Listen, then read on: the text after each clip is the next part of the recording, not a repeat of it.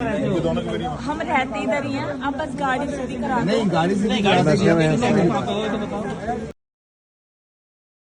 नमस्कार दोस्तों, मैं हूं प्रतीक। स्वागत है आप सभी का मेरे चैनल। इंडियन रोड्स पर अल्कोहल के इन्फ्लुएंस में गाड़ी चलाना या फिर किसी ऐसे चीज के इन्फ्लुएंस में गाड़ी चलाना जिससे लोग कहीं ना कहीं पूरी तरह से होश में नहीं होते हैं, वो आपने देखा होगा, बहुत आम है। और आपको बहुत अच्छे से पता होगा ऐसे सिचुएशन में जो गाड़ी के ड्राइवर्स होते हैं वो सबसे पहले तो अपने गाड़ी को तेज रफ्तार में चलाते हैं। दूसरा, किसी भी तरह के सडन सिचुएशन में वो टाइमली अपनी गाड़ी को कंट्रोल नहीं कर सकते। इसी के साथ साथ कई बार खुद से ही गाड़ी अनकंट्रोल हो जाती है और इनको पता नहीं चलता कि सामने हो क्या रहा है, क्योंकि ये होश में नहीं रहते हैं। और ऐसा ना जाने कितने सारे एक्सीडेंट्स आप लगातार देखते आ रहे होंगे, जो न्यूज में भी दिखाया जाता है और चैनल पर भी दिखाया जाता है। और आज के इस वीडियो में भी आपको कुछ ऐसे ही केसेस देखने को मिलेंगे। टाटा हैरियर का ये एक्सीडेंट देखिए, जो अभी रिसेंटली राजस्थान के जयपुर में हुआ था। आज पर द रिपोर्ट, टाटा हैरियर के ड्राइवर दोपहर के करीब 1 बजे के आसपास जयपुर के किसी ट्रैफिक सिग्नल से होते हुए जा रहे होते हैं। अब अचानक से इनकी गाड़ी वहीं पर अनकंट्रोल होती है और ये सबसे पहले अपने सामने खड़े 2-3 बाइकों को टक्कर मारती है। फिर एक टाटा नेक्सॉन और मारुति सुजुकी सीएस को पीछे से हिट करते हुए एक मॉल के बाउंड्री वॉल में जाकर घुस जाती है। अब जैसा कि यहाँ पर क्लियरली लिखा हुआ है कि हैरियर के ड्राइवर अल्कोहल के इन्फ्लुएंस में थे, और यही चीज़ अभी मैंने आपको स्टार्टिंग में बताया कि कई बार ऐसा सिचुएशन क्रिएट हो जाता है कि इनको समझ में ही नहीं आता कि करना क्या है। यहाँ पर बताया जा रहा है कि टाटा हैरियर की स्पीड काफ़ी ज़्यादा थी और सामने से कोई गाड़ी आ जाने की वजह से इसके ड्राइवर ने स्टीयरिंग घुमा दिया था, जिस वजह से ऐसा सिचुएशन क्रिएट हो गया। अब भाई, सिटी के अंदर भीड़ भाड़ वाले इलाके में हाई स्पीड में गाड़ी दौड़ाने का तो कोई मतलब नहीं है, क्योंकि भीड़ भाड़ वाले इलाकों में कहीं से भी कोई भी आपके सामने आ जाता है। ऐसी चीजें सिर्फ वही लोग करते हैं जो अपने होश में नहीं होते हैं, जो कि टाटा हैरियर के ड्राइवर भी थे। खैर, अच्छी बात है, यहाँ पर कोई बड़ा नुकसान नहीं हुआ। मतलब गाड़ियों का तो नुकसान हुआ है, बाइकें भी डैमेज हुई हैं, कार्स भी डैमेज हुई हैं और 2 लोगों को ठीक ठाक इंजरीज भी आ गई हैं। उम्मीद करते हैं कि अब वो सेफ हो।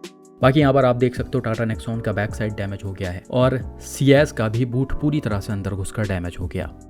वहीं टाटा हैरियर तब जाकर रुकी है जब इसने एक बाउंड्री वॉल को हिट किया और एकदम से इसके ऊपर चढ़ गई है। अब आप समझिए कि इस गाड़ी की स्पीड कितनी ज्यादा तेज रही होगी। इतने गाड़ियों को हिट करने के बाद भी ये इतने तेज रफ्तार में थी। फॉर्चुनेटली ये बाउंड्री वॉल में लड़ गई। अगर यही गाड़ी सामने इन गाड़ियों में या बाइकों में लड़ती तो सिचुएशन और भी ज्यादा वर्स्ट हो सकता था। बाकी हैरियर के डैमेज की बात करें तो इसका सामने वाला थोड़ा बहुत हिस्सा डैमेज हुआ है। इसमें बहुत ज्यादा कुछ नुकसान नहीं दिख रहा है। हालांकि गाड़ी के सारे एयरबैग्स तुरंत ओपन हो गए थे, जिस वजह से गाड़ी चला रहे ड्राइवर भी पूरी तरह से सेफ थे। अब भाई, यहाँ पर भी वही चीज हुई जो पिछले कई सारे एक्सीडेंट्स में हमने देखा। जब एक्सीडेंट हुआ, ड्राइवर बाहर उतरे तो आसपास के लोग इकट्ठा हो गए और काफी ज्यादा गुस्से में थे वो। आसपास की भीड़ ने कार ड्राइवर को असॉल्ट करने की भी कोशिश की। हालांकि टाइमली वहां पर पुलिस पहुंच गई और भीड़ को ऐसा करने से रोक दिया गया। अब भाई, बहुत ही नॉर्मल है ऐसे सिचुएशन में गुस्सा आ जाना। लोग ये सारी चीजें देख देख के एकदम से थक गए हैं। इतना समझाया जाता है, इतना बताया जाता है, लेकिन फिर भी कुछ लोग अपने मजे के चक्कर में दूसरों के जान से खेलते हुए चलते हैं। अब आप समझो, दोपहर 1 बजे का टाइम था, ये दारू पीकर गाड़ी चला रहे थे और इतने हाई स्पीड में चला रहे थे कि अगर ये गाड़ी इधर आकर वॉल में न लड़ी होती तो पता नहीं कितने लोगों को ये रौंद देती। तो ये सारा सिचुएशन देखने के बाद और आगे की चीजें सोचने के बाद गुस्सा सभी को लगता है और वो तुरंत फैसला सुनाना चाहते हैं, क्योंकि आपको पता ही होगा ना, पुलिस स्टेशन में कुछ भी स्ट्रिक्ट एक्शन लिया जाता है, ना ही कोर्ट में कोई ऐसा लॉ है जो इन जैसे ड्राइवर्स के ऊपर स्ट्रिक्ट एक्शन ले। बिल्कुल ऐसा ही एक इंसिडेंट रिसेंटली दिल्ली से मिस्टर अभिषेक अग्रवाल जी ने शेयर किया है। ये न्यू ईयर के समय का एक्सीडेंट है जो दिल्ली के कृष्णा नगर एरिया में हुआ है। रिपोर्ट के मुताबिक रात के समय क्रेटा से 2 फ्रेंड्स, एक लड़का और एक लड़की, कृष्णा नगर से होते हुए जा रहे होते हैं। एरिया के हिसाब से क्रेटा की स्पीड बहुत ही ज्यादा तेज होती है और सीसीटीवी में घर के बाहर आपको एक मारुति सुजुकी सीएस भी पार्क दिख रही होगी सड़क के किनारे। वैसे तो इस गाड़ी ने ठीक ठाक रोड का हिस्सा कवर कर रखा है, लेकिन आपने दिल्ली वगैरह में देखा होगा सभी की गाड़ियां घरों के बाहर ऐसे ही पार्कड रहती हैं और ये सारे मोहल्ले वाले रोड होते हैं, कोई मेन रोड नहीं है। तो इन रोड्स की स्पीड लिमिट बहुत ज्यादा 15-20 से ऊपर नहीं होगी और आपको खुद से समझकर गाड़ी चलानी चाहिए। इन रोड्स पर गाड़ी ना भी पार्क हो तो भी आप इन गलियों में 15-20 से ऊपर अपने गाड़ी को नहीं चला सकते हो। लेकिन यहाँ पर क्रेटा की स्पीड कुछ ज्यादा ही तेज थी, जिस वजह से ड्राइवर चीजों को जज नहीं कर पाए और क्रेटा ने सीधा आकर सीएस के लेफ्ट साइड को हिट कर दिया। अब यहाँ पर दोनों गाड़ियों का सिर्फ कोना ही लड़ा, ये गाड़ियां आमने सामने से नहीं लड़ी। और कोना लड़ने की वजह से आपने देखा होगा जिस गाड़ी की स्पीड ज्यादा होती है, जो थोड़ा ठीक ठाक ग्राउंड क्लियरेंस वाली एसयूवी टाइप गाड़ियां होती हैं, वो तुरंत ही पलट जाती हैं, जो कि यहाँ पर भी हुआ। इम्पैक्ट से क्रेटा एकदम से उछल गई है और सड़क पर ही पूरी तरह पलट गई है। साथ ही साथ आप सीएस को भी देख सकते हो, ये अपने जगह से कितने ज्यादा पीछे चली गई है, जिससे आप ये भी अंदाजा लगा सकते हो कि क्रेटा की स्पीड टक्कर के वक्त कितनी ज्यादा तेज रही होगी। अब यहाँ पर भी ऐसा बताया जा रहा है कि क्रेटा के जो ड्राइवर थे वो किसी चीज़ के इन्फ्लुएंस में थे, जिस वजह से वो गलियों में इतने ज़्यादा तेज़ रफ्तार में गाड़ी दौड़ा रहे थे। हालांकि इस चीज़ को हम दावे के साथ नहीं बोल सकते क्योंकि यहाँ पर कोई FIR वगैरह नहीं हुआ था, कोई पुलिस रिपोर्ट नहीं मिली है, कोई इनका मेडिकल जाँच नहीं हुआ था, तो कुछ चीज़ रिटर्न में नहीं है। लेकिन आसपास के लोग जो वहाँ पर थे उन लोगों ने ऐसा बताया। साथ ही साथ यहाँ पर ड्राइवर और उनके साथ जो फ्रेंड थी उनका वीडियो भी दिया गया है, जिससे देखकर कहीं ना कहीं ऐसा लग रहा है कि ये पूरी तरह से होश में नहीं थे। खैर अच्छी बात यहाँ पर ये थी कि इसमें किसी पर्सन को चोट नहीं है। यहाँ पर सड़क में कोई बाइक वाला चल रहा होता, कोई पेडेस्ट्रियन चल रहा होता तो वो इस गाड़ी के चपेट में आ सकता था और उसको मेजर इंजरीज आने के चांसेस थे। अभी तो सिर्फ गाड़ियाँ डैमेज हुई हैं।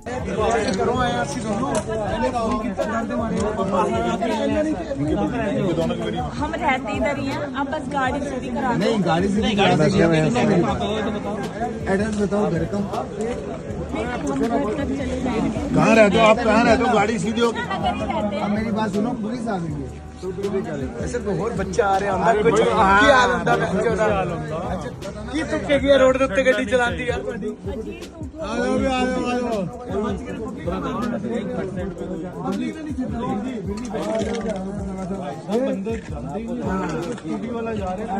कोई इशू नहीं होगा। देखो मेरी बात, डायरेक्ट इम्पैक्ट से CS का लेफ्ट साइड कुछ हद तक डैमेज हो गया है, इसका बम्पर टूट गया है, हेडलाइट टूट गया है, बोनट थोड़ा सा मुड़ गया है, फेंडर मुड़ गया है, मतलब आगे की तरफ ठीक ठाक नुकसान आ गया है। वहीं बात करें क्रेटा की तो इसका भी फ्रंट ठीक ठाक डैमेज हो ही गया होगा। साथ ही साथ पलटने की वजह से इसका रूफ बेंड हो गया है और ये पैनोरामिक सनरूफ वाली गाड़ी थी तो इसका सनरूफ भी टूट गया है।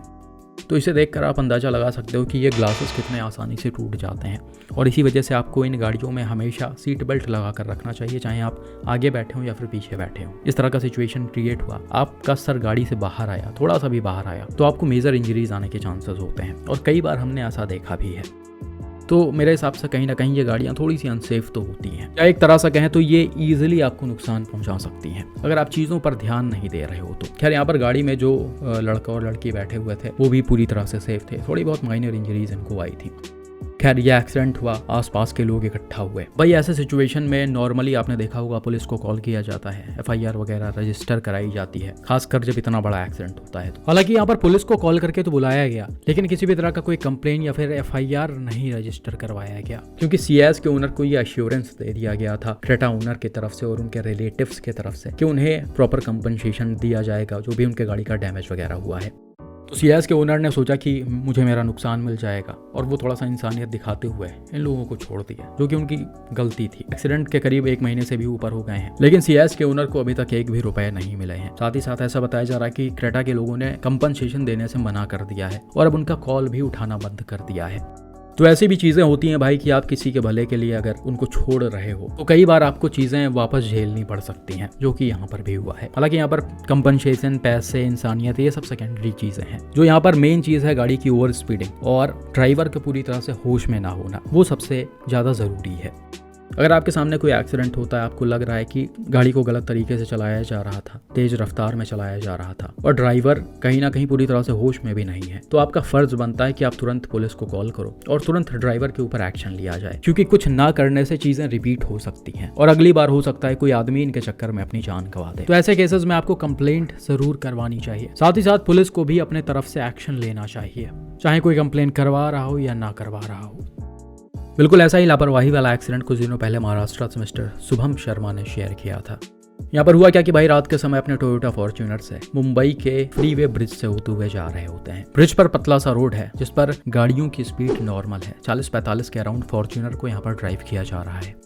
अब होता क्या है, गाड़ी जैसे ही थोड़ा सा आगे पहुंचती है, रियर कैम में आप देख सकते हो एक टाटा सफारी आ रही है जिसके हजार्ड लाइट्स ऑन है और ये थोड़ा तेज रफ्तार में गाड़ियों को ओवरटेक करते हुए चली आ रही है। और जब इसका ड्राइवर को आगे फॉर्च्यूनर को ओवरटेक करना होता है तब ये चीज़ों को जज नहीं कर पाते हैं। जैसे ही फॉर्च्यूनर के बगल में ये पहुंचते हैं, सामने इनको जगह थोड़ी सी कम दिखती है तो ये तुरंत अपने गाड़ी के स्टीयरिंग को लेफ्ट घुमाकर फॉर्च्यूनर को हिट कर देते हैं और सीधा निकल जाते हैं। फॉर्चुनेटली यहाँ पर फॉर्च्यूनर की स्पीड कम थी और ये गाड़ी भी थोड़ी सी हैवी है, जिस वजह से आप देख सकते हो ये अनकंट्रोल नहीं हुई। यहीं पर कोई छोटी गाड़ी रही होती और उसकी स्पीड ज्यादा रही होती तो वो बहुत आसानी से अनकंट्रोल हो सकती थी और हो सकता है वो इस ब्रिज के रेलिंग में लड़कर नीचे भी गिर सकती थी।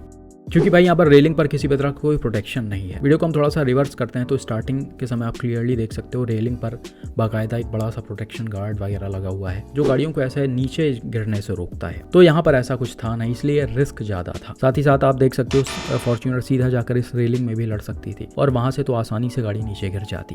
खैर अभी यहाँ पर ऐसा कुछ नहीं हुआ, सिर्फ और सिर्फ गाड़ी में ही नुकसान आया है। फॉर्च्यूनर तुरंत रोड के साइड में रुकती है और इसे चेक किया जाता है, जबकि सफारी का ड्राइवर तुरंत ही स्पॉट से भाग जाते हैं। हालांकि आगे जाकर एक नाके पर इनको पकड़ लिया जाता है क्योंकि ये अल्कोहल के इन्फ्लुएंस में गाड़ी को चला रहे थे। बाद में फॉर्च्यूनर के लोग भी वहां पर पहुंचते हैं और सवारी के ड्राइवर पर कंप्लेंट रजिस्टर होती है, जिसके बाद इनके गाड़ी को तुरंत सीज कर दिया जाता है।